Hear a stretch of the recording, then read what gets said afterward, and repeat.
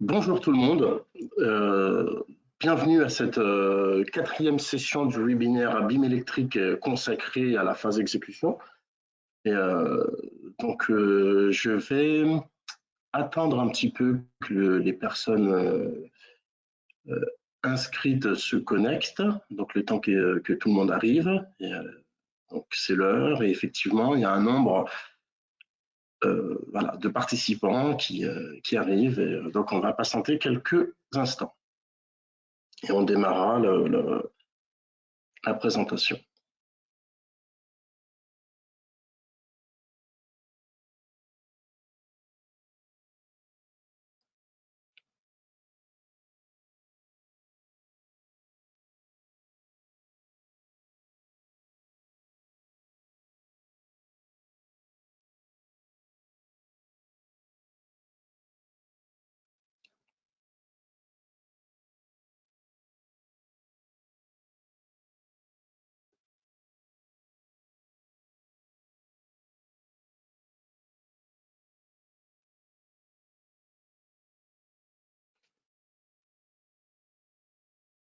Donc, nous allons donc commencer cette présentation du webinaire BIM électrique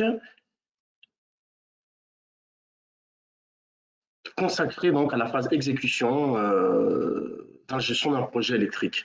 Donc, je suis moi-même Marseille Beltré, donc je suis business consultant sur le sujet du BIM chez Man & Machine, et mon rôle est d'accompagner les entreprises dans l'implémentation du BIM sur leurs projets et dans leur stratégie d'entreprise, dans l'intégration du BIM dans leur process ou autre. Donc, j'ai commencé cette session de webinaire sur le sujet de l'électricité parce que voilà, c'est un sujet important qui est à prendre en considération dans la démarche. Et donc, on a commencé à dérouler ces différentes sessions depuis février, en faisant un état des lieux, puis en se concentrant sur la vision de la maîtrise d'ouvrage, puis on a défilé en fonction des différentes phases du projet. Et nous sommes aujourd'hui donc sur cette phase d'exécution où j'ai le plaisir de pouvoir animer ce webinaire avec deux invités qui sont Julien Drouet et Mehmet Yüksel, que je laisse se présenter. Oui, bonjour, donc Julien Drouet, je fais partie de la société Autodesk et je suis en charge en fait de l'ensemble des solutions construction et tout ce qui tourne autour du MEP d'un point de vue technique au sein d'Autodesk. Je suis basé en France. Et donc, oui, effectivement, ma mission, c'est d'aider nos clients à découvrir et adopter le BIM, l'approche BIM pour l'ensemble de l'industrie de la construction. Et du fait de mon parcours et de ma formation, j'ai une attention plus particulière pour le monde de l'électricité. Mehmet, c'est à toi. Merci Julien. Je suis Mehmet Yüksel, je travaille chez Alpi, je suis responsable de l'offre Canico BIM moi je suis votre interlocuteur pour vous proposer des solutions vous permettant de réaliser vos projets dans l'électricité autour de Revit. Voilà. Donc merci. On aura l'occasion de discuter un peu plus tard. Je te laisse la parole, Marseille. Merci. Merci Mehmet, merci Julien, en tout cas de votre présence sur ce webinaire et de partager avec nous votre vision de l'électricité dans la démarche BIM. Donc l'agenda de la présentation, donc on va rapidement commencer par présenter un petit peu les entreprises qui sont présentes dans ce webinaire. Puis on rappellera les missions du lot électricité en phase exé, et sans être exhaustif. Et on abordera la convention BIM dans la phase exé, et on abordera l'aspect collaboration qui est un axe capital ou central dans la démarche BIM, et comment justement cet aspect collaboration peut impacter le projet et peut impacter l'organisation du projet en phase exé. Puis on abordera la construction de la maquette et l'exécution, la maquette exécutée depuis la maquette générique qui provient de la phase conception. Et après, sur tout l'aspect dimensionnement et calcul, et pour finir après sur une vision du BIM exploitation et maintenance avec le DOE numérique. Donc, on va commencer par la présentation de Man & Machine. Donc, Man & Machine, c'est une entreprise allemande à la base qui est créée en 1984. Aujourd'hui, l'entreprise fait un chiffre d'affaires de près de 250 millions d'euros. On est plus de 60 implantations dans le monde, plus de 1000 collaborateurs. Et on a une activité qui couvre l'accompagnement et le service et l'intégration de solutions tant sur l'industrie manufacturière que sur la partie architecture et construction et infrastructure et génie civil. Donc, nous développons une offre donc, de services, de formation, d'accompagnement et d'intégration de solutions logicielles. On a une vision qui est orientée par solutions logicielles, solutions technologiques par des partenariats qu'on signe pour pouvoir diffuser et implémenter les solutions. Par exemple, on est le premier partenaire d'Autodesk sur l'Europe dans l'intégration des solutions, de la revente des solutions Autodesk. Deuxième dans le monde, enfin c'est le groupe. Et l'idée, c'est d'associer nos compétences métiers sur le logiciel pour pouvoir accompagner et proposer la bonne solution en fonction des besoins que vous avez sur vos projets. Nous sommes aussi centre de formation, donc nous essayons d'associer les besoins en formation et un accompagnement de formation avec des certificats, avec des certifications pour l'utilisateur, pouvoir permettre à l'utilisateur justement d'intégrer, de prendre en main et complètement s'identifier dans cette démarche BIM. Donc on a une démarche très orientée utilisateur et nous proposons aussi une offre de formation ici, ici sur la partie électrique, à savoir que dans un premier temps, une offre qui est basée sur les enjeux du BIM, qui va se concentrer sur 2 jours. Après, sur la partie modélisation, donc là, c'est tout ce qui va être des développements des solutions Revit, et donc une formation qui est tournée sur l'aspect modélisation de Revit et qui peut même intégrer tout l'aspect process. Et une formation qui est aussi basée sur la coordination et le BIM management. Donc, tout un cursus qui va permettre à l'acteur électricien de pouvoir prendre en main le sujet, de pouvoir être performant et aussi de pouvoir se certifier sur les différents aspects. Après, on a une démarche aussi orientée entreprise qui est aussi de pouvoir développer et accompagner les entreprises sur l'implémentation du BIM, et sur l'intégration, sur le conseil et sur de la sous-traitance de projet, etc. Donc voilà en gros pour l'activité de Man & Machine. Et je laisse donc Mehmet présenter Alpi.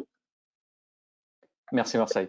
Donc Alpi, on a 35 ans d'expérience au niveau du développement des logiciels à destination des électriciens et on est leader européen des logiciels de calcul pour l'installation électrique, notamment en basse tension. C'est quelque chose sur laquelle on s'appuie au niveau des différentes normes. Donc, on a une expertise au niveau de la norme, notamment les normes françaises, mais également à l'international, sur les différents domaines de tension. Et on a également une expérience au niveau du BIM au travers des solutions des solutions logicielles que nous apportons.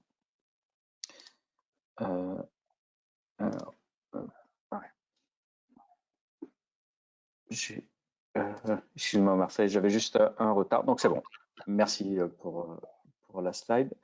Donc on est à peu près un peu plus de 110 employés aujourd'hui au travers de 4 pays. Et au 31 décembre 2020, donc on a réalisé un chiffre d'affaires d'à peu près 11 millions d'euros. Alpi, donc en termes de logiciel, je dirais le logiciel premier, le plus connu étant Caneco BT. pour la partie dimensionnement d'installation électrique en basse tension. Mais plus globalement, depuis à peu près 2 ans maintenant, nous proposions une suite tout en un qui s'appelle Caneco One, qui regroupe en fait tout le savoir-faire d'Alpi, réparti en 3 groupes, avec la première partie, donc le calcul, comme je vous disais, pour la partie basse tension, mais également haute tension, éclairage public. Le deuxième groupe plutôt orienté BIM-ELEC, avec notamment Caneco BIM, qui est notre plugin à Revit que l'on va voir tout à l'heure, mais également depuis un peu plus longtemps, Caneco Plantation, qui est notre outil de conception d'installation électrique sous environnement AutoCAD. Et enfin, le dernier qui est Office-ELEC pour la partie devis et chiffrage pour les électriciens. Pardon, je crois que je suis passé sur une slide avant. Voilà, excusez-moi. Et en complément des logiciels, on a également bien sûr des formations autour de ces logiciels, c'est assez logique, mais ce que nous proposons également en plus, ce sont des formations autour des normes, donc ça c'est un point également important. Et dernier point, des formations orientées ELEC au niveau des outils Autodesk comme Revit et AutoCAD, donc qui vous permettent d'appréhender les différentes possibilités des logiciels, tout en étant opérationnel dès la fin de la formation pour pouvoir réaliser vos projets en tant qu'électricien. Donc voilà pour ma partie. Julien, je te laisse la main pour la suite. Oui, ok. Alors, j'essaie. Voilà. Alors, je ne vais pas m'étendre très très longtemps sur ce qu'est Autodesk. Je pense que la plupart d'entre vous connaissent. Voilà, Autodesk, c'est un éditeur de logiciels de solutions assistées par ordinateur qui va bientôt fêter ses 40 bougies et qui agit, on va dire, sur 4 grands domaines. Ils ont déjà été cités par Marseille pour partie, à savoir tout ce qui va tourner autour de l'architecture, l'ingénierie, la construction, les infrastructures, l'industrie manufacturière, automotive et autres. Et peut-être quelque chose qui est un petit peu moins connu, mais qui fait partie intégrante de nos offres et qui nous aide aussi à développer les 3 autres, à savoir tout ce qui tourne autour des médias et du divertissement, avec une très forte présence dans l'industrie du jeu et dans l'industrie cinématographique autour de toutes les solutions concernant les effets spéciaux, le montage, etc. Donc voilà, on a une couverture assez large, on va dire, de tout ce qui peut être fait par ordinateur. Alors, d'un point de vue plus chiffré, alors je ne sais pas si, voilà, non, ça marche mieux avec le clavier. Donc en fait, Autodesk aujourd'hui, c'est à peu près 17 centres de R&D. On a environ 200 millions d'utilisateurs officiels, on va dire, qui souscrivent à nos solutions. Et si l'on ajoute le monde de l'éducation, pour lequel on laisse l'accès à nos solutions de façon gratuite, on a dans le monde plus de 680 millions de personnes qui sont potentiellement des utilisateurs de nos solutions.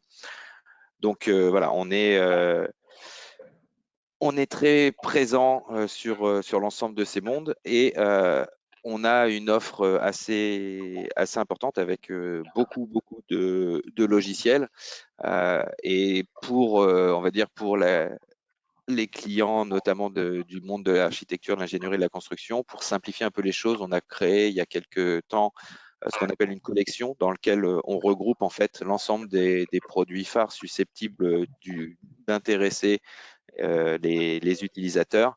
Et dans cette collection, on va retrouver Revit, dont vous allez beaucoup entendre parler aujourd'hui, mais aussi évidemment AutoCAD, qui est le logiciel phare, ainsi qu'un ensemble de solutions qui peuvent apporter, je ne rentrerai pas forcément dans le détail, Marseille et Man & Machine pourront vous en dire beaucoup plus sur tout ce qui peut être dit si vous le souhaitez. Le petit nouveau dans cette AEC collection, c'est la présence d'Autodesk Docs, qui est en fait notre environnement de données commun, qui est basé sur le cloud, qui va permettre en fait de gérer de la documentation. Donc on y reviendra de façon un peu plus profonde lorsqu'on abordera la partie collaboration dans quelques minutes lors de ce webinaire. Voilà. Très bien, merci Julien, merci Mehmet. Donc on va donc continuer le webinaire en rappelant justement les quelques missions du lot électricité en phase d'exécution.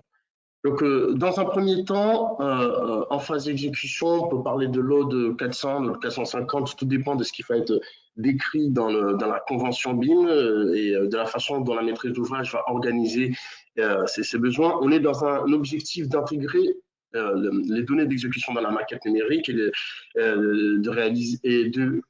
construire en fait l'étude de sorte que l'étude corresponde à ce qui sera construit, à ce qui sera réalisé, et au final de pouvoir définir un coût définitif ou enfin du coût prévisionnel du cycle de vie de la construction. Donc le bureau d'études d'exécution, donc lui va développer la maquette, puisque c'est l'émission que vous faites, et produire tous les documents d'exécution. Donc, quels sont ces documents? On verra qu'il y a un ensemble d'éléments, un ensemble de documents qui doivent être produits. Et donc, la maquette en phase d'exécution doit permettre d'apprécier en fait l'impact et toutes les modifications pendant cette phase. Donc, en entrée, on va avoir les maquettes numériques projet, donc qui provient de la maîtrise d'œuvre. Et les observations de la maîtrise d'ouvrage qui va intégrer dans cette convention intégrer toutes ces remarques, mais aussi qui va impulser dans la convention BIM ses besoins.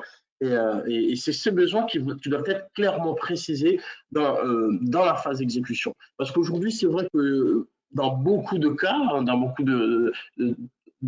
on peut retrouver une rupture dans la transmission, dans la continuité de la donnée, de la phase conception à la phase exécution, où souvent des études ne sont pas forcément faites dans la continuité ni dans la démarche BIM, et on va essayer de comprendre pourquoi et comment on peut solutionner ces besoins. Donc l'idée à la fin de cette phase, on a une maquette et l'ensemble des données techniques qui vont permettre la construction, qui vont permettre de fournir les plans d'implantation, les schémas de tableau, l'organisation des différents baies, la face avant d'armoire, les notes de calcul. En fait, tous ces éléments doivent pouvoir être réalisés depuis la maquette, depuis la donnée. Donc, dans cette phase exécution, donc on a tous ces éléments à produire. Et la complexité en fait du lot électricité, c'est de pouvoir gérer l'implantation, gérer l'implantation des équipements dans la maquette, mais bien sûr renseigner cette maquette, renseigner cette implantation avec toutes les données et faire en sorte de faire coïncider les schémas unifilaires, les notes de calcul, les carnets de câbles, les plans de réseau, les plans de réservation, en fait, tout un ensemble de documents qui reprennent souvent une information commune, une information similaire et qui doivent être ressaisis. C'est ce que, en fait, on va pouvoir identifier dans les besoins du BIM électrique. Quelles sont les tâches, quels sont les usages d'une étude électrique? On a bien sûr cet aspect implantation de la maquette, qui est le sujet d'aujourd'hui. Mais on ne peut pas se concentrer que sur cet aspect d'implantation d'équipement. Lorsque la maquette provient de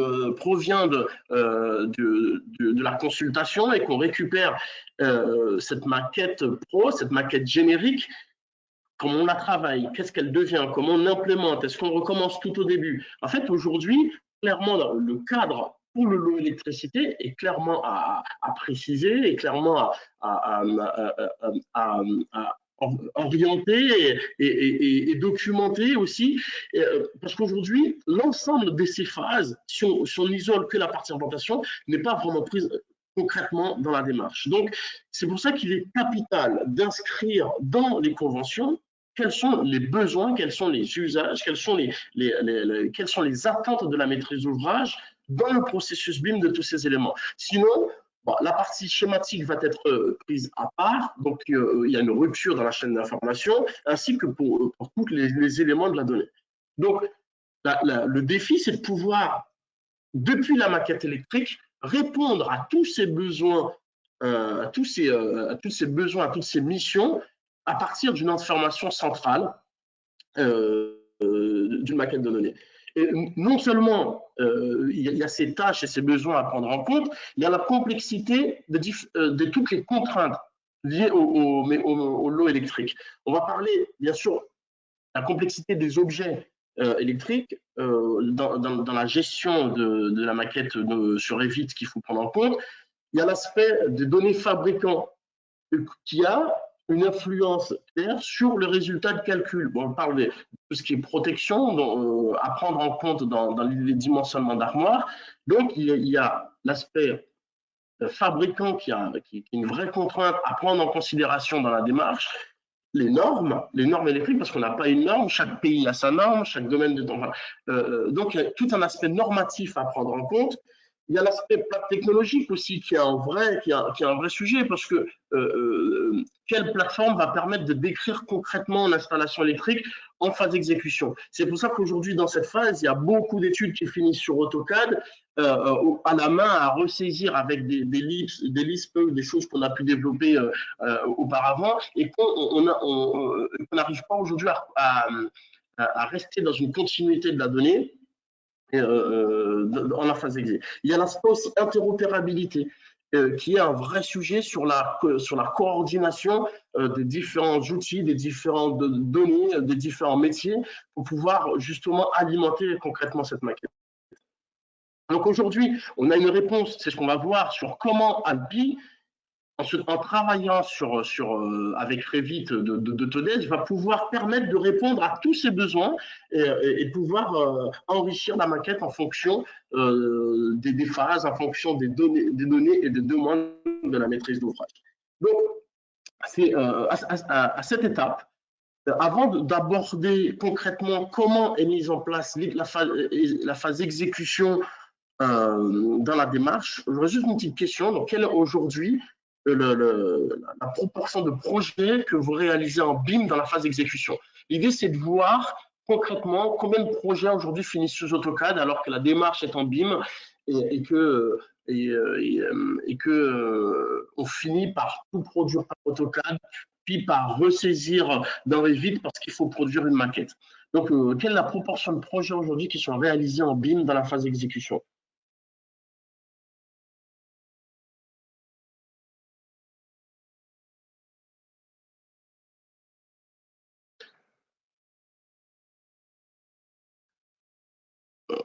Donc aujourd'hui, Julien? Oui, on va laisser encore un tout petit peu de temps que les gens répondent. On a un petit peu plus de la moitié des gens qui ont répondu pour le moment. D'accord. Et puis... Donc l'idée, c'est vraiment de voir aujourd'hui quel est le pourcentage d'électriciens qui développent un processus BIM en phase exé et en intégrant les plateformes et en ne ressaisissant pas toutes les données sur AutoCAD, par exemple. Voilà. Bon, on a passé, on va dire, les 3/4 des réponses, donc on va clore parce que sinon, ça peut durer longtemps. Voilà. Tu peux reprendre la main, Marseille, c'est bon. D'accord. Donc, tu as un retour, tu peux commenter Oui, on a une immense majorité qui sont entre 0 et 25%, de l'ordre de 71%. On a 13% des participants, des votants, qui situent la proportion entre 25 et 50%, 9% entre 50 et 75%, et 7% qui sont, on va dire, complètement dedans. Donc entre 75 et 100%. D'accord. Donc aujourd'hui, quand même, on voit donc un très faible pourcentage des participants aujourd'hui qui implémentent aujourd'hui le BIM électrique en phase d'exécution. Donc, il y a quand même une grande partie des participants qui aujourd'hui n'ont pas encore entamé la démarche. Je pense que c'est aussi en quête de réponse et en quête d'idées que les participants nous rejoignent dans ce webinaire. Et je vous remercie d'être là. Et donc, on va partir, on va essayer d'expliquer justement dans la convention BIM comment on va pouvoir identifier le lot électricité dans cette phase et comment on va pouvoir gérer et organiser le lot élec. C'est vrai que c'est un webinaire qui dure 1 heure, on partage des idées, il y a énormément de choses à développer, mais l'idée aussi dans cette session, c'est vraiment de partager des idées avec vous et de voir qu'il existe des solutions, c'est de partager de la connaissance et pour pouvoir aller plus loin par la suite. Donc, il y a une chose qui est capitale. Il y a une chose qui est capitale, excusez-moi, parce que les slides sautent, c'est le rôle de la MOA, le rôle de la maîtrise d'ouvrage, mais dans toute la phase du projet. Aujourd'hui, lorsque vous allez démarrer un projet en BIM, enfin, en phase d'exécution, lorsque vous décidez de faire votre étude en exé, vous pouvez le faire parce que ça améliore vos process ou autre, mais l'idée, il faut que cette démarche soit au service du projet. Donc, il faut que la demande de la maîtrise d'ouvrage soit clairement identifiée dans la convention BIM. Et donc, c'est cette demande qui va impulser votre démarche et cette demande, c'est qui va orienter la démarche que vous allez mettre en place. Donc, la maîtrise d'ouvrage en phase exé est centrale par rapport aux besoins, par rapport au fait que le lot électricité doit aussi accélérer dans cette démarche et que ce pourcentage aujourd'hui qui n'ont pas encore intégré clairement le lot électricité dans la démarche, est-ce que c'est pas aussi forcément par rapport aux exigences de la maîtrise d'ouvrage, aux exigences BIM qui on va dire, impulsent le fait que le lot électricité soit clairement intégré, soit clairement pris en considération dans la démarche et qu'aujourd'hui, que le lot élec ne soit pas traité, encore une fois, sous AutoCAD, puis ressaisi dans cette démarche. Donc, il y a un vrai besoin d'identifier et la maîtrise d'ouvrage va pouvoir intégrer les besoins élec en fonction de ces besoins d'exploitation si le BIM exploitation en élec est aussi un enjeu pour la maîtrise d'ouvrage. Donc, pour ce faire, on va bien sûr retrouver ces différents documents dans lesquels la maîtrise d'ouvrage va exprimer ses besoins, va exprimer l'objectif du projet, va exprimer ses attendus BIM, et où l'entreprise va récupérer de la maîtrise d'œuvre, la convention BIM, et donc va pouvoir produire cette convention BIM exé en décrivant les processus qui vont être mis en place pour enrichir justement la convention qui a été décrite. Et donc, dans cette convention, ici, je vais vous montrer des exemples d'un exemple de convention BIM exécution où on va retrouver, par exemple, quelles sont les données qui vont être décrites attendu dans la maquette. On a ici les niveaux de développement en phase exé. Quelles sont les propriétés qu'on va demander? Quelles sont les attentes de la maîtrise d'ouvrage dans cette phase exé?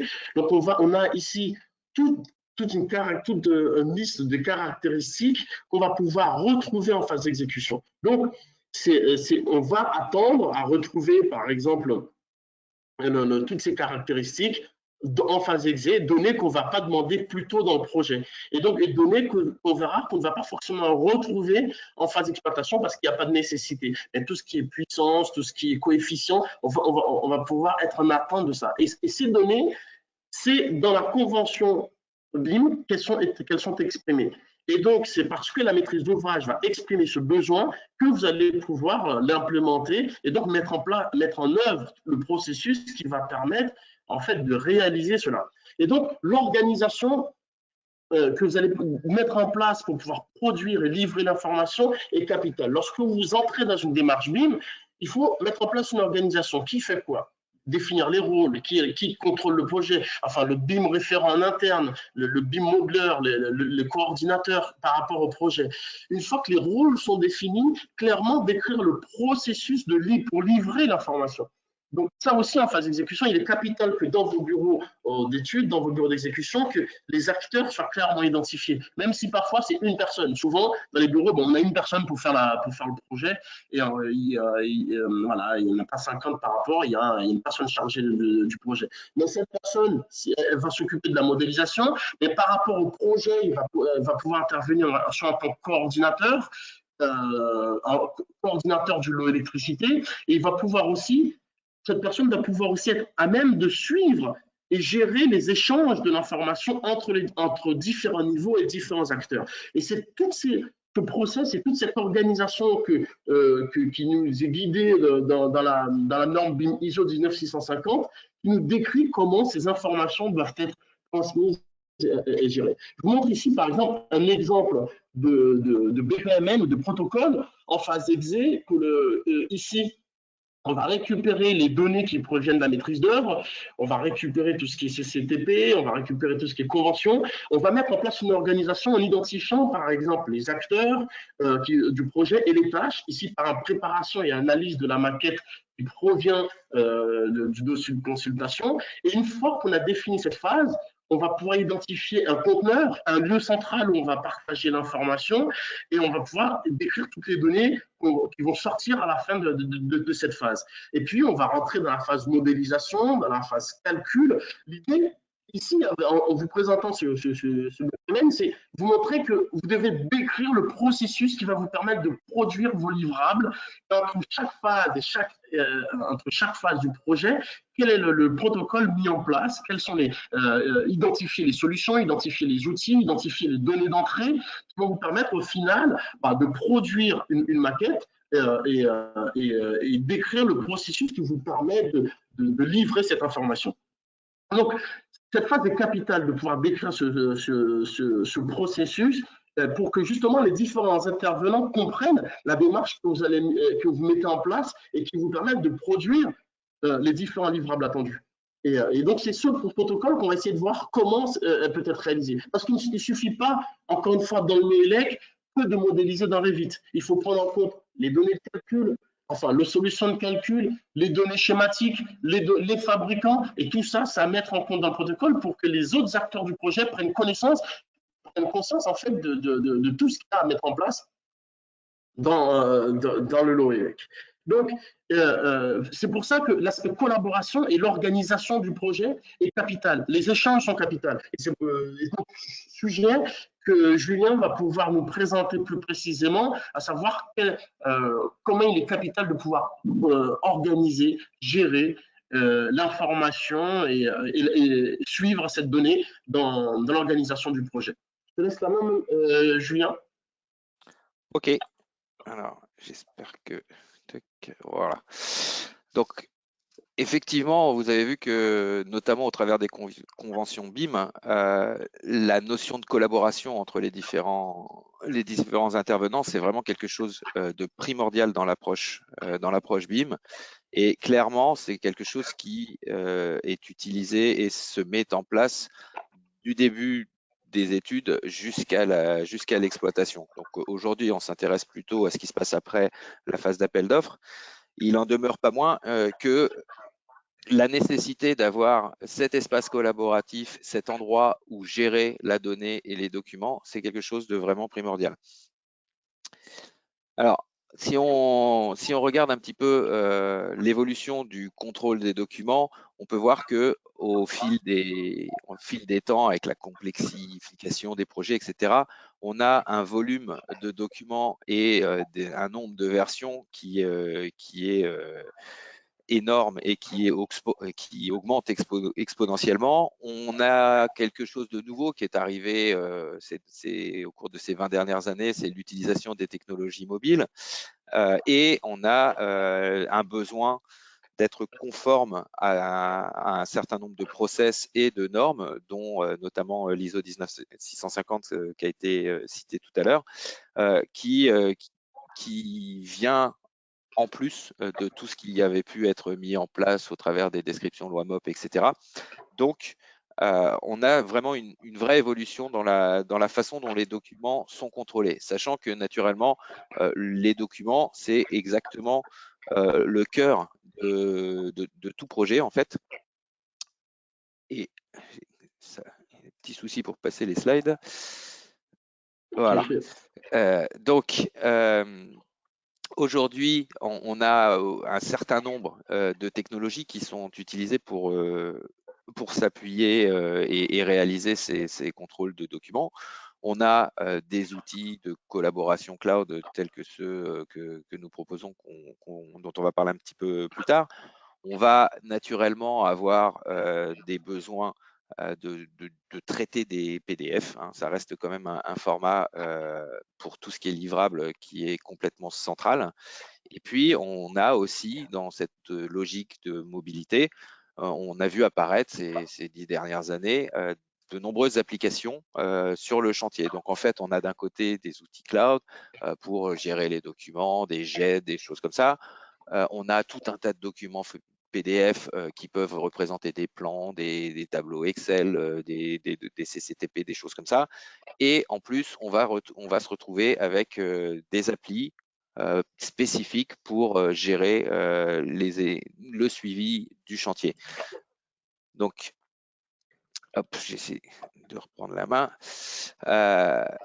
Et naturellement, pour ça, on va avoir systématiquement une application ou des applications, malheureusement. Donc, d'un côté, pour la partie cloud, qui vont permettre de stocker les documents, de les partager, de s'assurer que n'accèdent aux documents que les bonnes personnes, si possible, de pouvoir accéder à ces documents en déplacement, en mobilité, avoir la possibilité de contrôler les versions des documents qui sont sur ces plateformes. D'un autre côté, on va avoir besoin de créer ces fameux PDF, de les visualiser, potentiellement de convertir des plans CAD en PDF, de faire des annotations dessus, d'ajouter des tags pour pouvoir les retrouver facilement, les organiser, éventuellement être capable d'aller lire à l'intérieur des cartouches les informations qu'on appelle l'OCR pour automatiser un certain nombre de choses. Sur la partie chantier, on va avoir besoin de suivre, de créer des réserves, de voir les plans, de pouvoir accéder à tous ces documents, même quand il n'y a pas de connexion Wi-Fi sur le chantier, ce qui est souvent le cas. Donc, pouvoir générer des annotations, générer des comptes rendus de chantier ou autres. Donc, systématiquement, on va avoir tout un tas d'applications. Et la conséquence, effectivement, c'est que on se retrouve avec un silotage des informations. Non, voilà, c'est compliqué. Voilà. Et on a beaucoup trop de solutions qui sont mises en œuvre et qui souvent ne communiquent pas entre elles.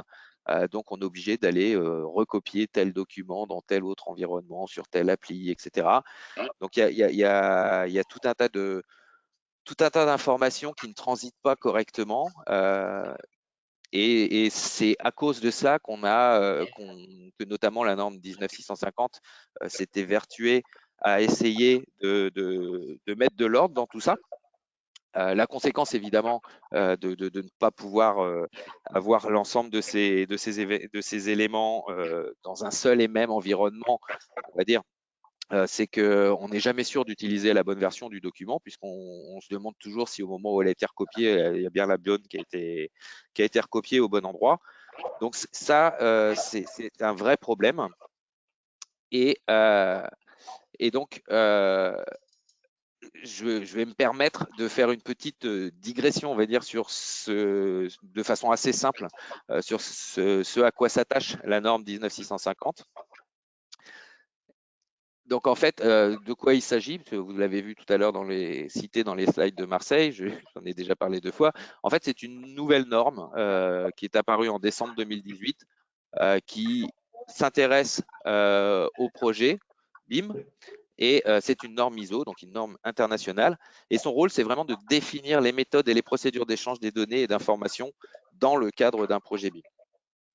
Et elle a une déclinaison pour chacun des pays qui l'a ratifié.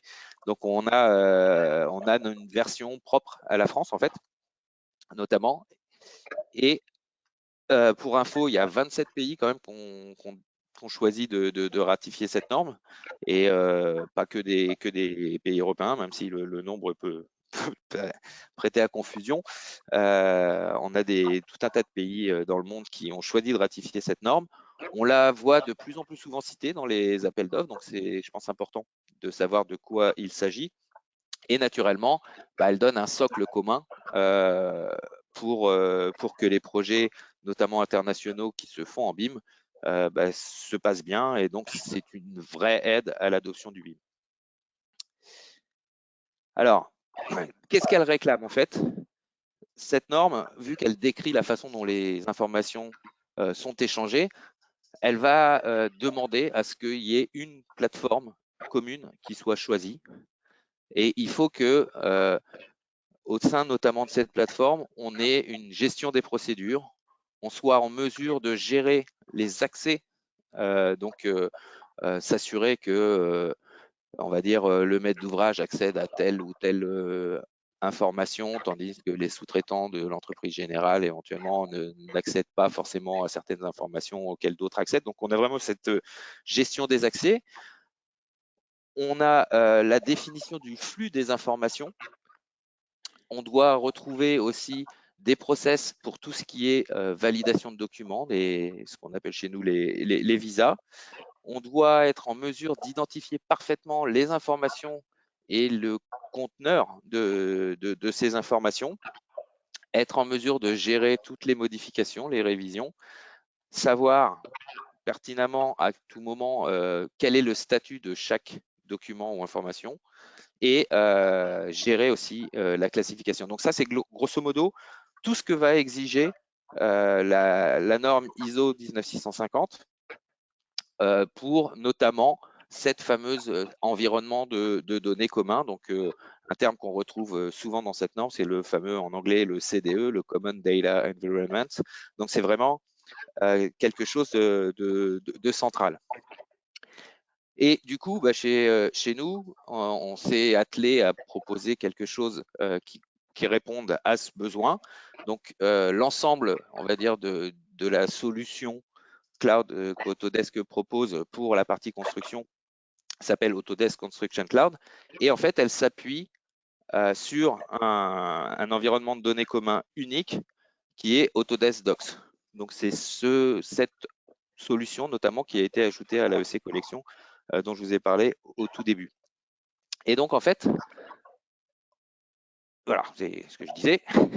Ce qui va se retrouver au niveau de cette offre, globalement, c'est un ensemble de solutions qui vont pouvoir, donc qui s'appuient sur un environnement de données commun unique. Donc, c'est ça qui fait vraiment sa spécificité. Mais on va retrouver, en fait, on va décliner la solution en fonction des besoins des uns et des autres, de la nature des travaux qui doivent être réalisés. Donc en études, on va retrouver des solutions comme BIM Collaborate ou BIM Collaborate Pro. Donc BIM Collaborate Pro est typiquement la solution qui met en exergue la capacité de travailler en mode collaboratif avec Revit. Mais on va dire que pour la suite, on va retrouver aussi des solutions comme par exemple Autodesk Build, qui est notre solution pour la gestion du suivi de chantier. Donc, on a bâti en fait sur un environnement de données commun un ensemble, une offre cohérente qui répond aux besoins des uns et des autres, et donc qui s'appelle Autodesk Construction Cloud. Vous verrez peut-être l'acronyme ACC qui répond à ce besoin. Et notamment, en fait, ce qu'on va retrouver, c'est là, j'essaie de passer les slides. Si on revient sur sur l'exigence de l'ISO, on se rend compte que en fait toutes les cases exigées par l'ISO, naturellement, notre offre, notamment l'offre d'environnement de données commun, répond évidemment à ce besoin, mais on va bien au-delà puisque sur cette plateforme, on va être en mesure d'intégrer cette plateforme à l'intérieur de nos outils de conception, qu'il s'agisse de Revit, d'AutoCAD et toute autre solution que vous pouvez avoir en tête concernant l'offre Autodesk. Cette plateforme, cette offre, ce CDE, va vous permettre directement, via votre navigateur, de visualiser plus de 60 formats. Donc, on n'a pas nécessité systématiquement de passer par on va dire, par un format d'échange, qu'il s'agisse d'un IFC, d'un STEP ou quoi que ce soit. On va être capable de lire directement du CATIA, directement du SolidWorks, naturellement de l'IFC, du Revit, de l'AutoCAD. Donc, il y a plus de 60 formats comme ça qui sont accessibles nativement et visibles directement dans la plateforme. On va gérer tout ce qui est modification. Donc, on est capable de comparer deux versions d'un même document avec un environnement très, très visuel qui permet tout de suite d'identifier ce qui a changé d'une version à l'autre. On va avoir des outils pour suivre tout ce qui est réserve, pour suivre les travaux supplémentaires, pour faire des commentaires, des annotations. Il y a une application mobile qui permet du coup d'emmener tout ça sur le chantier. On a des outils qui vont permettre même de rentrer un petit peu plus en profondeur sur l'analyse des données du projet et pouvoir même faire de la prédiction avec quelques outils d'intelligence artificielle qui sont implémentés à l'intérieur de cette solution. On va être aussi naturellement en mesure d'agréger des différents modèles. On va pouvoir voir sur cette plateforme un modèle Revit en même temps qu'un modèle IFC, en même temps qu'un modèle DWG par exemple, pour pouvoir faire une analyse de coordination, une détection de classe ou ce genre de choses. Voilà, cette plateforme, en fait, non seulement elle répond aux besoins de l'ISO, mais naturellement, elle va bien au-delà. Très bien. Alors, attends, je ne sais plus si… Voilà. Merci. Et donc, ouais. Merci, donc je vous en prie. Ouais. Donc, je crois qu'il y a un petit sondage justement pour voir un petit peu où vous situez, on va dire, par rapport à vos échanges de données dans vos projets. Donc, aujourd'hui, comment vous procédez pour échanger au travers d'un… Voilà, pour communiquer, pour échanger vos données, comment gérez-vous le cycle d'information, la production, l'échange des données et autres. Et tu vois, ce qui est très intéressant aujourd'hui, c'est que tu as positionné une solution de collaboration et d'échange de données. Voilà, c'est un point central dans l'organisation de la collaboration et de la coordination des projets. C'est qu'on ne travaille plus seul. L'électricien n'est pas forcément seul dans son projet. Il peut il doit prendre en considération l'autre et donc il doit collaborer. Et donc c'est un vrai sujet d'intégrer un CDE dans sa démarche, un lieu commun, un conteneur pour pouvoir travailler. Donc aujourd'hui concrètement par rapport au vote, donc on a Alors, donc, bon, je pense qu'on va pouvoir arrêter le sondage à ce stade. Voilà. Donc, si je ferme, normalement, je dois pouvoir partager les réponses avec vous. Vous voyez qu'en fait, il y a un mix. Donc, il y a naturellement plusieurs méthodes qui sont utilisées, parce que sinon, on aurait une somme de pourcentage qui ferait 100.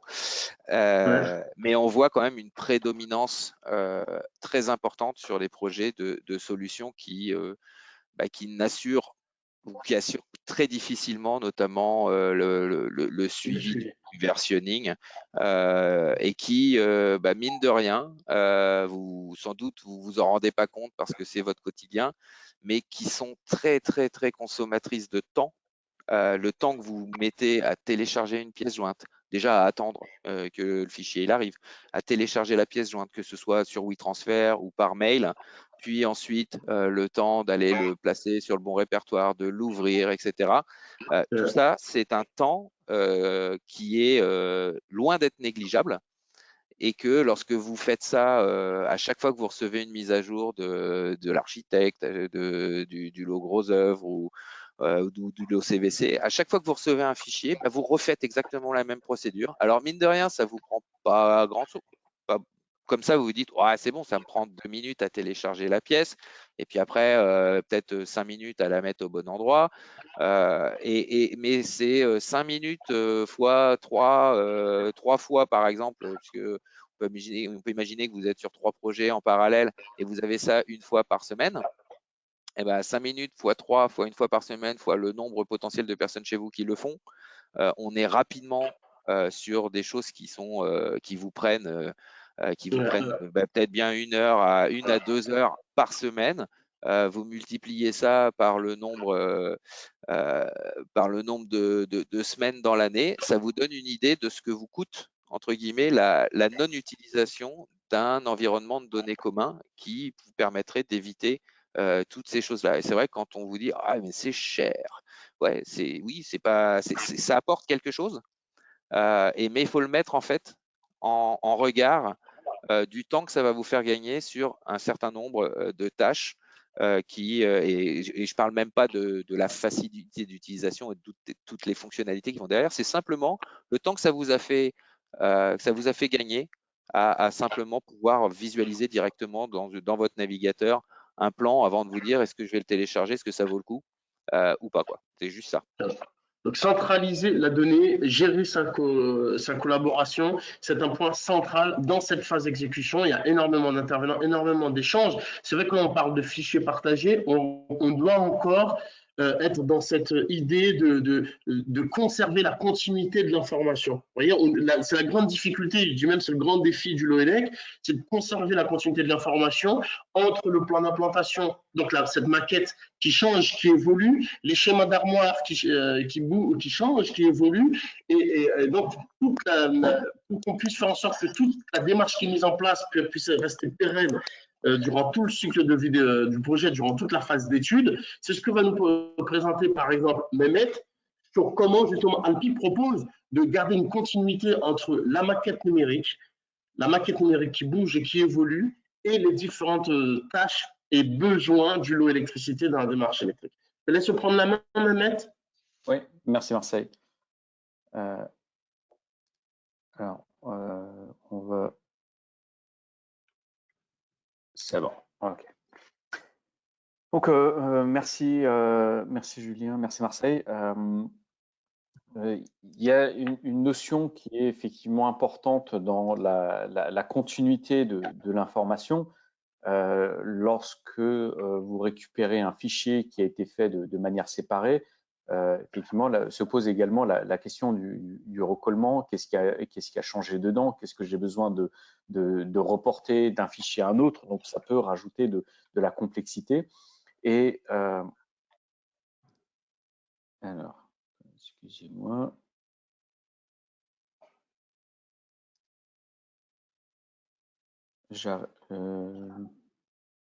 Pourquoi il veut pas? Ça s'est lancé. Oui, ok, ça s'est lancé. Je ne voyais pas le temps défiler. Donc, l'opération que l'on va faire ici, lorsque vous avez votre maquette issue de la phase pro, par exemple, et que vous avez défini un certain nombre d'informations, c'est d'aller passer, en fait, d'aller modifier, pardon, vos objets qui sont implantés dans votre maquette Revit et de les passer en objet fabricant, par exemple, et de passer du load 300 ou 400, 450. Mais ce qu'on peut également faire, donc moi je vous décris ici une possibilité en remplaçant directement l'objet par celui que vous allez vraiment mettre en place au niveau du projet.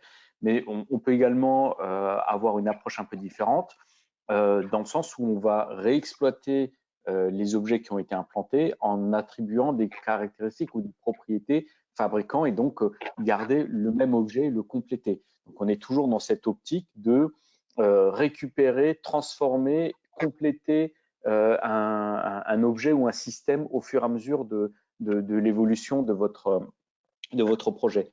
Et ce qui va être important à cette étape-là, c'est que l'ensemble des circuits qui ont pu être modélisés en amont, bien, on les garde, bien sûr, mais l'idée est d'aller un peu plus loin en réalisant de manière exhaustive l'ensemble des systèmes électriques dans la maquette Revit. Ça va avoir une part importante, notamment lorsque vous allez commencer à faire des bilans de puissance et de vraiment dimensionner l'armoire à partir de données fabricants de véritable consommation. Donc là, je complète moi les circuits qui étaient, les récepteurs pardon, qui n'étaient pas encore accordés. Je le fais au travers de CanecoBIM pour apporter une information complémentaire qui est le type de service du chemin de câble. Donc le chemin de câble qui va être emprunté par le câble des circuits. Et CanecoBIM donc va me permettre d'apporter cette information complémentaire, notamment lorsque je calcule les câbles pour obtenir les longueurs des différents circuits. CanecoBIM va faire en sorte de modéliser un câble, de le faire router automatiquement par le chemin de câble le plus proche, ou éventuellement, si j'ai fait l'étape telle que je vous l'ai décrite avec le type de service défini en amont, pour les distributions qui ne sont pas encore définies complètement, je peux le faire à tout moment ou le faire circuit par circuit. Donc là, je le fais au niveau de la distribution pour m'assurer que le chemin de câble soit emprunté correctement par mon installation et par le circuit en question. Donc, à partir de là, on peut aller éventuellement vérifier visuellement le bon passage des câbles au niveau de mon installation sans avoir besoin de réaliser une opération complémentaire à côté. Donc, on est toujours dans cette approche de l'information est déjà présente en amont, je la réexploite, je la transforme, je la complète et j'assure en fait une continuité dans un processus BIM de l'information au fur et à mesure des étapes de mon projet. Donc, une fois cette étape terminée, on va passer à l'étape suivante qui va être le dimensionnement de l'installation électrique avec notamment CanecoBT. Donc, toute l'installation qui est modélisée dans la maquette Revit, on va pouvoir l'exporter en totalité ou de manière partielle dans CanecoBT. Ça va dépendre de la phase dans laquelle vous êtes ou de l'organisation que vous pouvez avoir au sein de votre bureau d'études. Donc, moi ici, je pars de la branche avec le transfo P1 et je reprends automatiquement l'ensemble de mon architecture dans CanecoBT. CanecoBT va donc vous proposer la réalisation d'un calcul. Ici, donc, je récupère mon transfo de 630 kBA, je choisis la norme avec laquelle je vais travailler. On peut aller un peu plus loin en définissant les appareils de protection qui ne sont pas disponibles dans Revit. Donc, ici, on choisit un boîtier disjoncteur moulé et après, on va pouvoir dimensionner la source dans un premier temps pour pouvoir dimensionner le reste de notre installation. Alors, le calcul est fait automatiquement, le choix de la protection, les sections de câbles dans notre installation. Avant de passer à la partie bilan puissance, on peut également contrôler le nombre de circuits à calculer, les consommations par tableau et également la répartition des phases qu'il peut y avoir au niveau de notre installation. Marseille, c'est passé en pause ou c'est… Non. Écoute, je pense qu'il y a un petit temps de… Il y a un retard à l'affichage. Il y a une petite latence.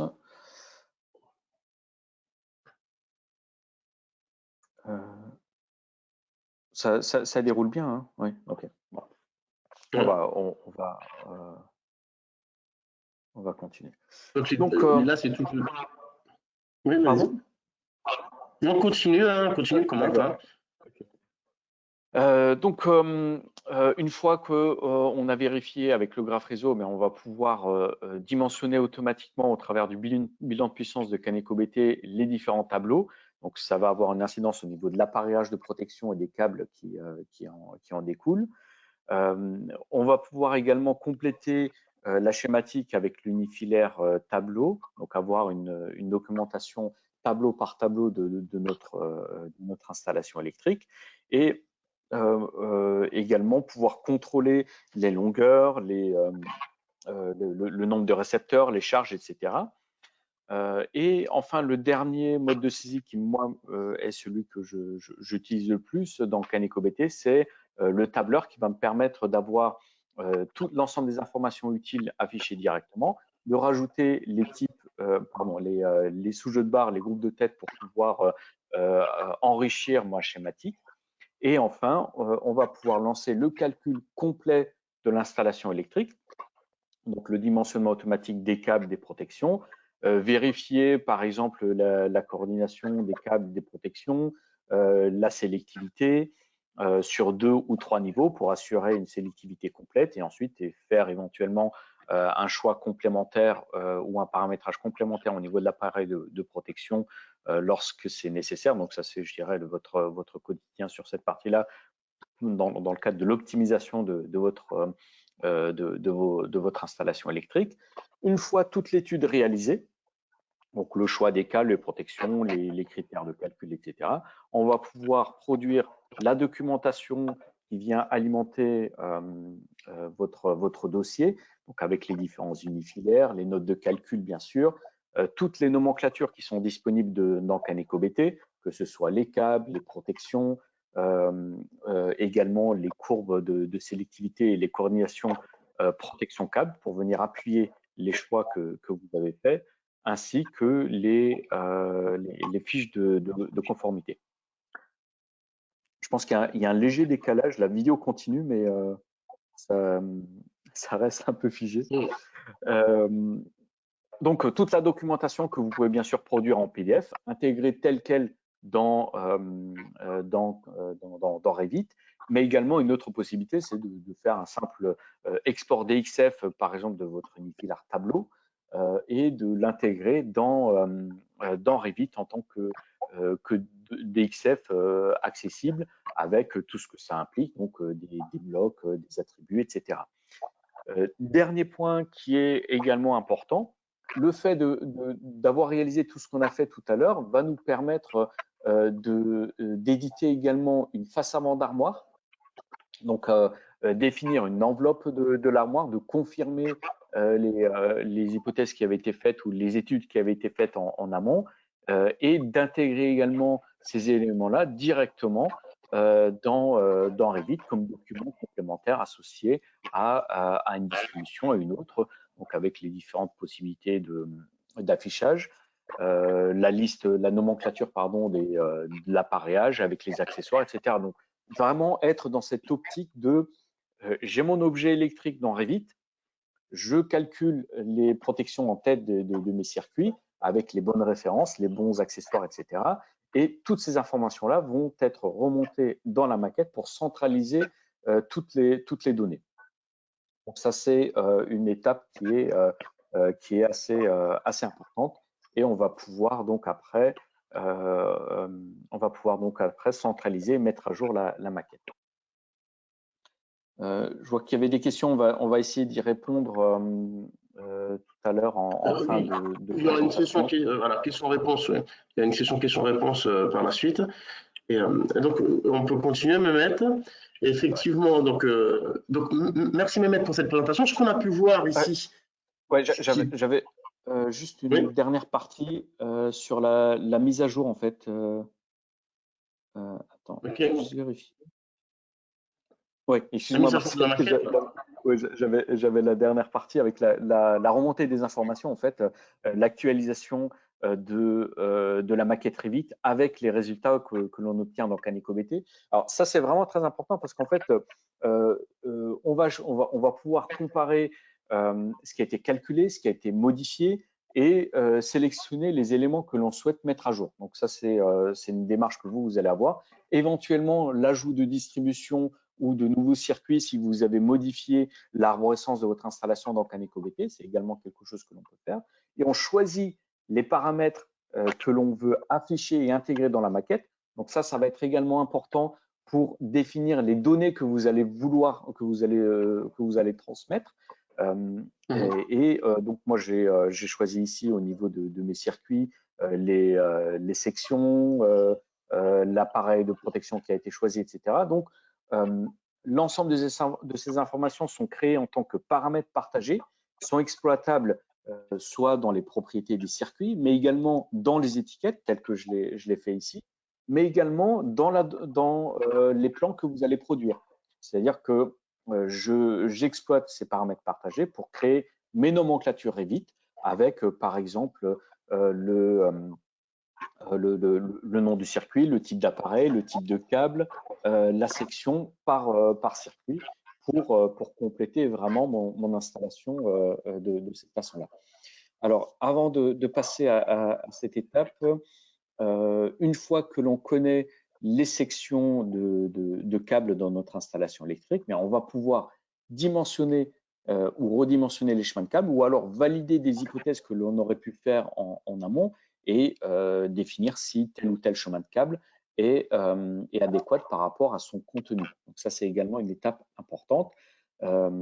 Caneco BIM va vous permettre de définir tronçon par tronçon si le segment est bien dimensionné ou pas, et après d'agir sur par exemple le nombre de couches ou le pourcentage de réserve et de redimensionner le chemin de câble en fonction des choix que vous aurez fait, des résultats que l'on a obtenus avec Caneco BT.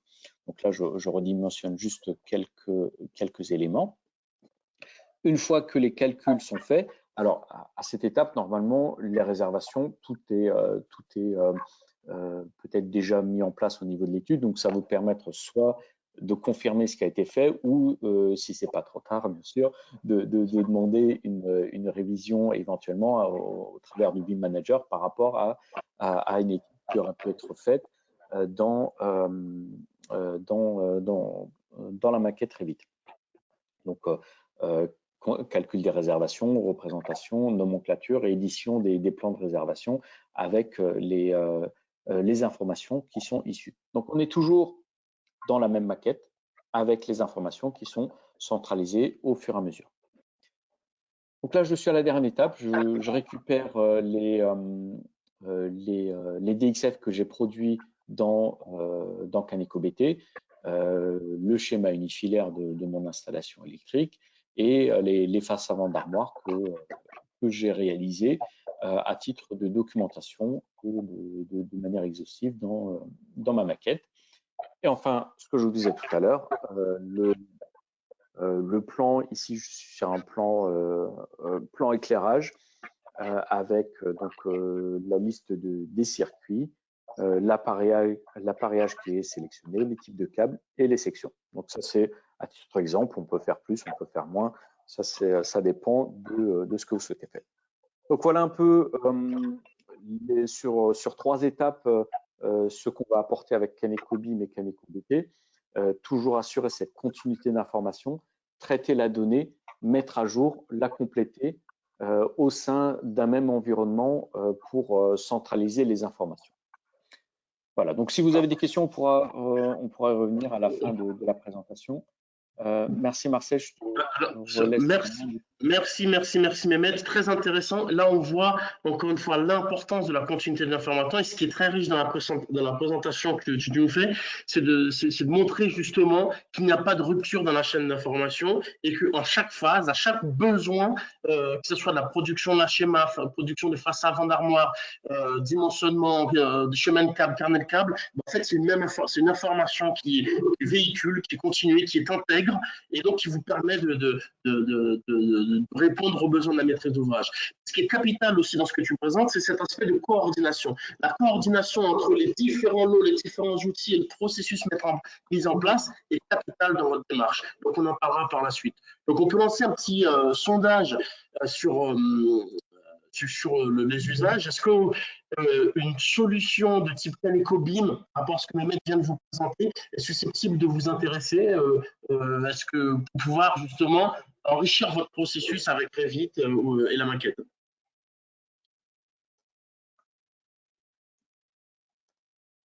Donc, je vous laisse répondre aux questions.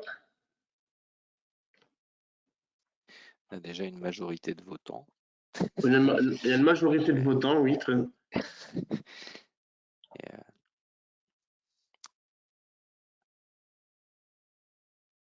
D'accord, très bien. Je te laisse commenter. Ouais.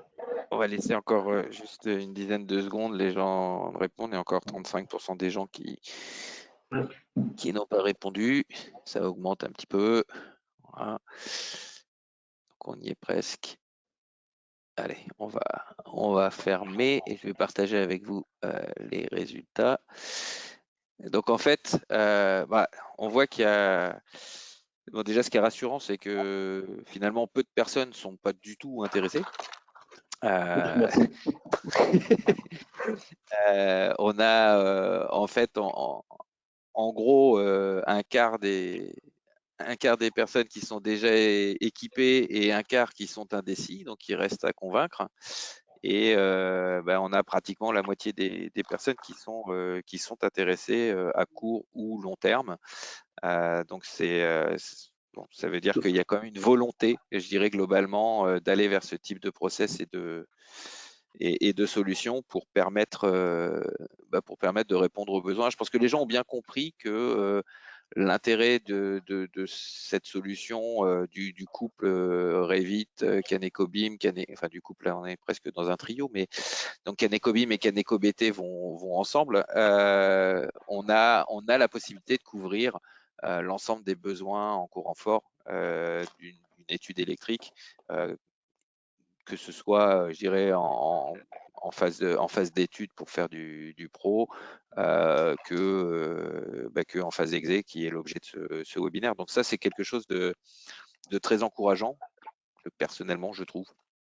Voilà, très, très encourageant, d'autant plus que aujourd'hui, mais au-delà encore une fois de la solution, bien que aujourd'hui Mehmet vient de nous démontrer de la pertinence et de la performance des solutions Caneco, c'est vraiment cet aspect d'intégrer un process dans sa démarche BIM et qui ne s'arrête pas que à la maquette. Oui, je fais du BIM, donc j'ai fait une maquette. Dans la démarche électricité, c'est un peu plus complexe que ça.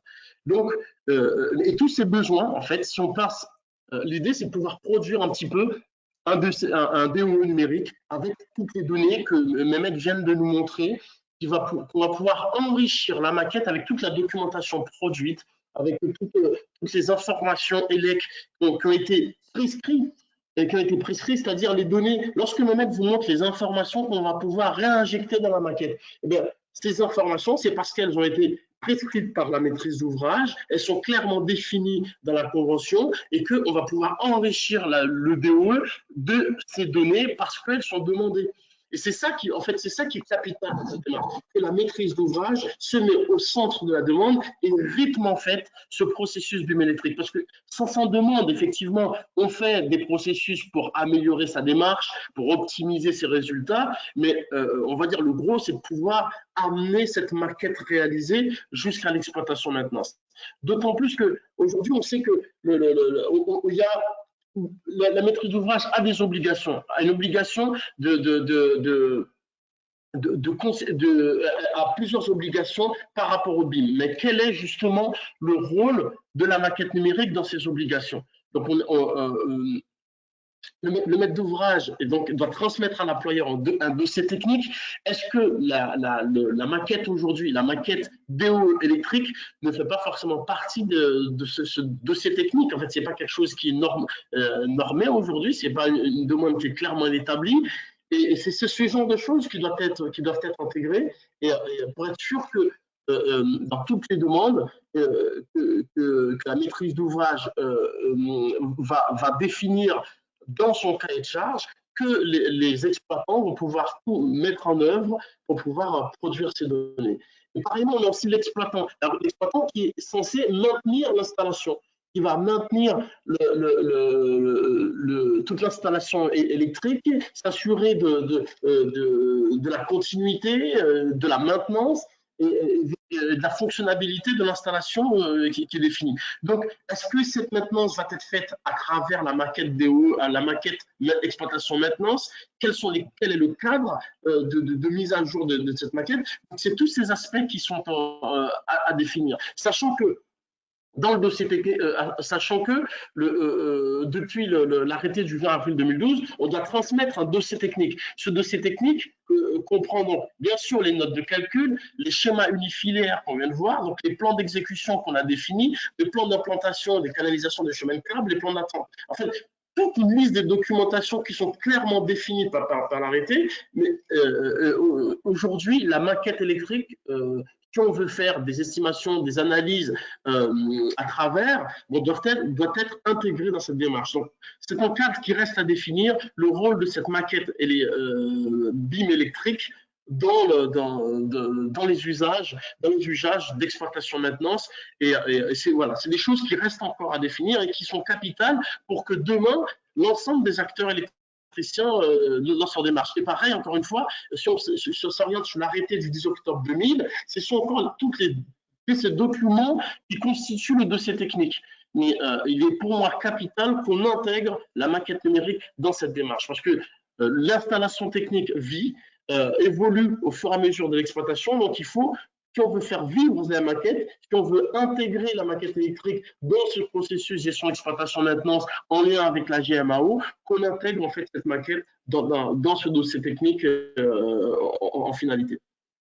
Donc, voilà, donc pour conclure, le prochain rendez-vous justement va s'intéresser à cette partie exploitation maintenance où on aura un vrai cas d'usage avec, avec une entreprise qui va vous présenter sa démarche d'exploitation maintenance en électricité. Donc, je vous donne rendez-vous donc le 22 juin pour finir sur cette session en fin d'exploitation maintenance. Je vous laisse maintenant, on va pouvoir maintenant répondre aux questions-réponses. Si vous avez des questions, ne pas hésiter à les poser. Donc, ne pas hésiter à utiliser le chat pour poser vos questions. Bon, j'en ai une ici. A priori, pas le chat, plutôt la boîte questions. Mais ça doit s'intituler questions et pas de chat. Question. Voilà. Alors, voilà. J'ai une question ici. Est-ce qu'il y a une gestion BCF dans Autodesk Construction Cloud? Alors, ça, c'est une question pour moi. Pas encore. C'est quelque chose en interne qu'on pousse très très fort. Faut bien avoir conscience que les BCF, c'est quelque chose de naturellement complètement lié à la notion d'interopérabilité. Mais c'est pas quelque chose qui aujourd'hui est très utilisé, notamment en Amérique du Nord. C'est un sujet très sensible en Europe du Nord, énormément en Allemagne, chez nous aussi, hein, la preuve avec votre question. Donc il y a eu une initiative sur BIM 360 il y a quelques temps, c'était à peu près il y a 2 ans, où il y avait un outil bêta qui a été intégré, qui marchait plutôt pas mal, mais qui nécessitait encore des ajustements. Il a été mis en pause parce qu'on a fait beaucoup de choses avec notamment l'évolution de BIM 360 vers la plateforme ACC. Pour répondre à tout un tas de besoins. Ce développement des BCF a été mis en pause, mais c'est quelque chose qu'on pousse très fort en interne.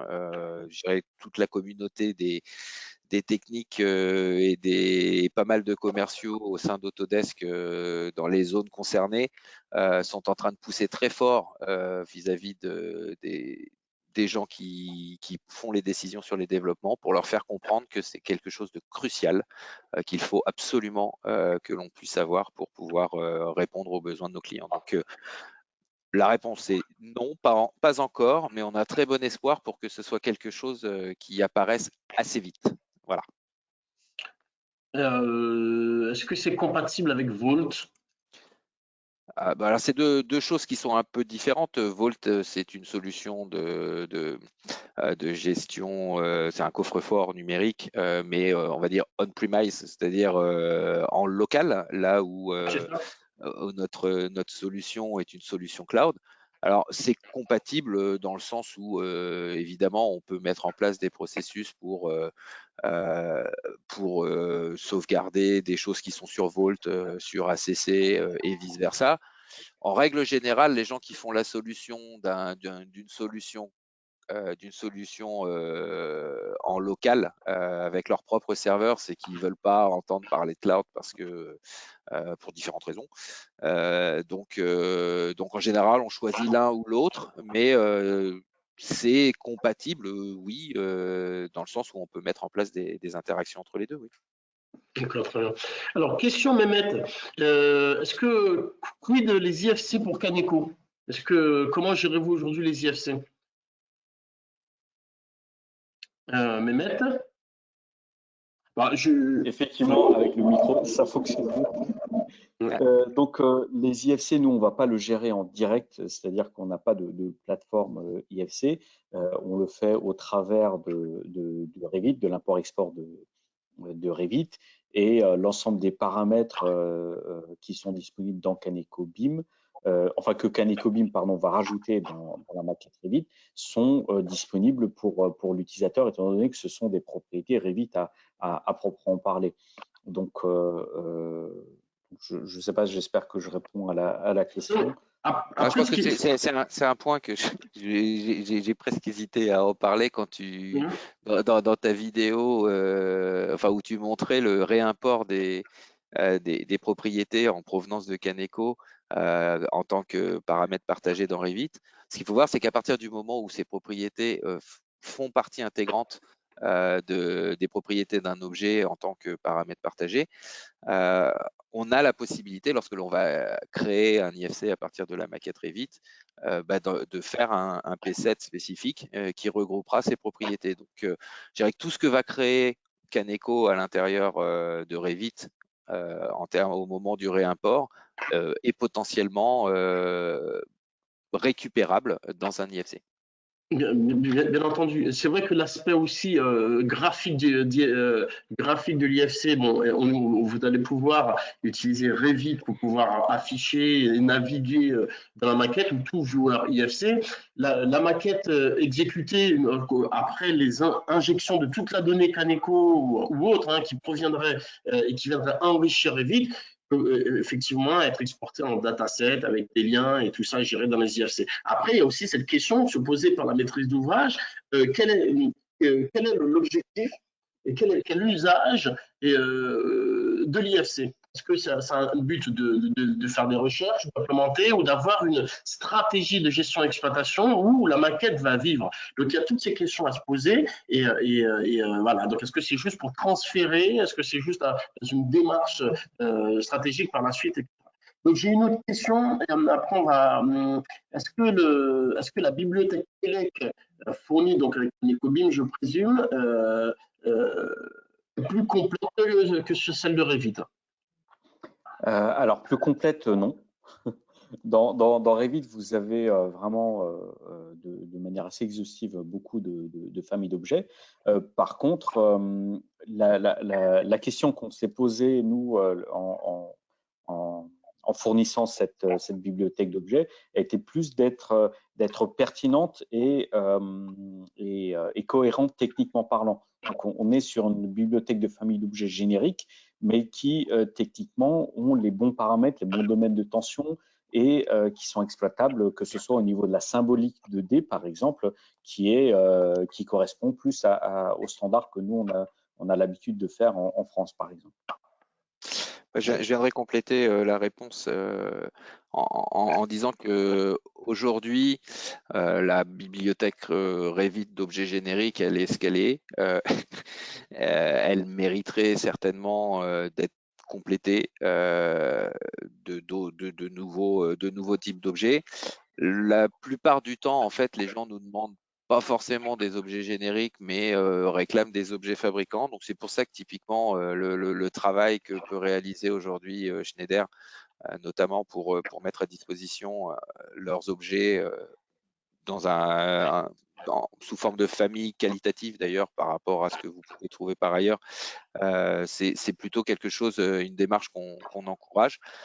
Il en demeure pas moins que depuis quelques longs mois maintenant, on travaille sur, au niveau d'Autodesk en interne, on travaille sur la reprise, on va dire, de l'ensemble du contenu français qui a pu être mis dans Revit et d'analyser un petit peu ce qui manque, de corriger ce qui n'est pas forcément bon. C'est un travail de très longue haleine parce qu'on parle de dizaines de milliers de familles. Même si vous ne trouvez pas vos petits, je peux vous assurer qu'il y a beaucoup de contenu à analyser. Et donc, c'est quelque chose dans les prochains mois, années, qui devrait s'améliorer sensiblement pour ce qui est du contenu proposé vraiment par défaut dans Revit. Après, après sur le contenu fabricant, bon bah voilà, il y a des fabricants qui sont sensibilisés à cela, le grand lait notamment, il y en a d'autres, hein, mais voilà, je pense qu'il y a deux choses. Il y a le contenu générique où, à la rigueur, je dirais que il n'y a pas besoin d'avoir 40 familles de transfo différents, hein. Vous avez un transfo huile, un transfo sec. Après, vous jouez sur les dimensions. C'est des choses qui sont génériques. C'est simplement au moment où vous faites le choix du type et de la marque qu'il est important d'avoir des choses qui sont vraiment détaillées. Donc vous aurez jamais le même contenu en générique que l'ensemble de la gamme des fabricants qui peuvent être proposés. Mais je suis d'accord quand même pour reconnaître qu'il y a des manques, notamment en courant faible. Il y a notamment en courant faible. C'est vrai que ce webinaire couvre essentiellement la partie courant fort. Aussi, le courant faible est un vrai sujet. C'est un vrai sujet, mais tout ce qu'on a dit aujourd'hui couvre et est vrai sur l'aspect courant faible, de pouvoir conserver cette continuité de la donnée entre les faces avant des racks, entre les synoptiques, etc. Donc il y a un vrai besoin. Après, pour compléter aussi sur l'aspect famille, un des gros sujets va être aussi de pouvoir explorer et gérer sa bibliothèque d'objets de manière aisée, plus aisée que dans l'explorateur Windows. Ça peut être un point. Je crois que Canecobim gère bien ça avec son explorateur. Man & Machine aussi propose une solution qui s'appelle Beam Booster qui permet de gérer c'est l'ensemble des familles d'objets et on va aussi enrichir parce qu'il y a certains points, notamment sur les connecteurs, sur les domaines de tension qu'il faut un peu revoir dans la base existante. Mais effectivement, la gestion des familles, c'est un vrai sujet. J'aurais une autre question. Peut-on importer facilement une maquette réalisée sous AutoCAD, dans Revit afin de pouvoir in fine réaliser les calculs avec Canecobim? Alors là, j'avais répondu dans le chat en direct. Facilement, je ne sais pas forcément ce que ça veut dire dans ce contexte-là, parce qu'un import des WG dans AutoCAD, dans Revit, reste un import des WG.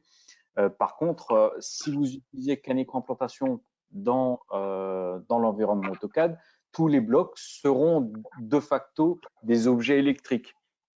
Par contre, dans Revit, si vous faites un import des WG, ça restera un DWG, donc pas exploitable directement. Ou je ne sais pas, peut-être que Julien a une précision importante. Voilà, je pense que si sur AutoCAD le travail a été fait avec Caneco Implantation, je pense qu'il est plus logique de continuer directement de Caneco Implantation vers Caneco BT pour avoir un workflow qui va être en mesure de récupérer les informations. Après, faut bien avoir conscience que il n'y a pas de magie. C'est-à-dire qu'un DWG, ça reste un DWG. C'est pas parce que vous l'importez dans Revit que ça va devenir une maquette Revit. Donc à un moment donné, soit on est sur un workflow AutoCAD, soit on s'appuie sur des documents AutoCAD et l'importation ou même le simple lien entre un fichier Revit et un fichier AutoCAD va vous permettre de vous appuyer dessus pour modéliser ce dont vous avez besoin à l'intérieur de Revit. Mais c'est pas le bouton import ne va pas magiquement vous transformer un bloc simplement déclaratif dans AutoCAD en un objet intelligent. Voilà, ça, il y a aucune solution sur le marché, et pas seulement chez Autodesk, qui vous transforme d'un geste magique quelque chose sans intelligence en quelque chose d'intelligent. C'est pareil avec les nuages de points. Là, il y a beaucoup de gens qui disent et si j'ai un scan laser et que je le mets dans Revit, est-ce que ça me fait une maquette? On aimerait bien, mais c'est pas encore exactement ça, quoi. D'accord, donc j'ai deux questions, parce que là, effectivement, au niveau timing, on a bien dépassé, après on va conclure. Merci Julien pour ta réponse. Donc j'ai une question ici qui concerne la domotique. Est-ce que les objets de commande domotique est un projet futur? Alors, je vais répondre pour la partie Autodesk, après peut-être Mehmet aura quelque chose à rajouter pour Alpi. Je dirais qu'aujourd'hui, on est déjà en mesure dans Revit, avec les outils qui existent, de pouvoir créer des systèmes et des installations et de gérer cette notion de domotique. Je vous invite à faire des recherches sur une série de webinaires qu'on avait fait en collaboration justement avec Alpi, avec Schneider, il y a bientôt 2 ans et demi maintenant, où on abordait cette notion. Et en fait, au même titre que vous pouvez créer des circuits courant fort à l'intérieur de Revit, vous pouvez aussi créer des systèmes courant faible, notamment la domotique. Et en fait, tout va être tout va dépendre de la nature des connecteurs que vous allez mettre sur vos terminaux. À partir du moment où vous avez les bons connecteurs sur vos terminaux, qu'il s'agisse de volets roulants, qu'il s'agisse de luminaires ou quoi que ce soit, vous allez pouvoir créer à l'intérieur de Revit les systèmes et créer l'infrastructure déclarative, on va dire, analytique de la façon dont va fonctionner votre système domotique. Donc, je dirais qu'aujourd'hui, il n'y a pas vraiment de limitation. On pourrait aller bien sûr beaucoup plus loin et sans doute on va se pencher. C'est certainement, je dirais que c'est l'étape suivante de l'évolution de Revit au niveau électrique lorsqu'on aura bien couvert l'ensemble des besoins qui peuvent exister, et il y a encore quelques manques. On s'orientera aussi vers ce type de choses. Voilà. Mais on peut déjà faire beaucoup de choses. En tout cas, voilà, il ne faut pas hésiter à vous rapprocher de nous pour tout ce qui est formation et démarche d'implémentation de la solution du courant faible dans Revit, parce qu'effectivement, comme dit Julien, il y a énormément de choses à faire, il y a énormément de possibilités, il reste des choses à faire, mais il y a beaucoup de choses qui existent déjà. Je vais donc J'aurais juste une petite question rapide où je voudrais répondre, auquel on n'a pas parlé, c'est peut-on apporter des travaux mécaniques créés sur Inventor? Oui, j'ai pas vu ça. Ouais. c'est tout à fait possible. Aujourd'hui, depuis Inventor, on est en mesure de créer directement une famille. Ça existe déjà depuis 3-4 ans. On est capable, depuis un assemblage Inventor, de créer une famille qui d'ailleurs on peut gérer la simplification pour que ça soit pas trop lourd dans Revit. Donc, ça vous crée directement un RFA que vous pouvez utiliser dans Revit. Et depuis la version 2022, donc c'est une nouveauté, on est même en mesure en fait de créer un projet Revit à partir d'une installation, si vous utilisez Inventor ou les fonctions qui sont disponibles dans la suite manufacturier d'INM là, vous êtes en mesure en fait à partir de tout un tas d'ensembles d'assemblage d'Inventor, de plein d'éléments Inventor, de créer directement un fichier RVT, donc un fichier projet Revit, que là pour le coup, le gros intérêt c'est que vous allez pouvoir par exemple simplement le mettre en lien avec votre projet et pouvoir vous appuyer dessus pour tout un tas de choses. Voilà. C'était une nouveauté. Très très intéressant. Très intéressant, ça je pense que ça peut faire aussi l'objet d'un prochain webinaire, justement la liaison entre Inventor et Revit. Donc je vous remercie pour votre présence. Julien, je te remercie de ta présence. Mehmet, je te remercie de ta présence. Merci pour vos contenus et le partage des connaissances que vous avez fait aujourd'hui. Et donc je vous remercie à tous pour votre présence. Encore une fois, c'est pour démarrer vers le BIM, pour mettre en place un processus BIM, il faut. Voilà, vu comme ça, c'est pas évident tout seul. On peut s'imaginer atteindre un objectif BIM seul, c'est pas évident. Ça, tout dépend en fait de combien de personnes va s'impliquer dans la démarche. Donc, chez vous, dans les bureaux d'études, il faut une implication. Il faut une implication de la direction, il faut une implication dans la stratégie, il faut une implication effectivement de l'ensemble pour que effectivement on peut soulever les difficultés et atteindre un vrai démarche BIM en interne. Je vous remercie pour votre présence. J'espère vous voir à la prochaine session qui va concerner l'exploitation, le BIM électrique en exploitation. Et je vous dis, ne pas hésiter à me suivre sur manandmachine.fr, sur nos réseaux YouTube et LinkedIn. Et je vous dis à très bientôt. Merci, au revoir à tous. Merci Marseille aussi. Merci. Bonne continuation. Au revoir.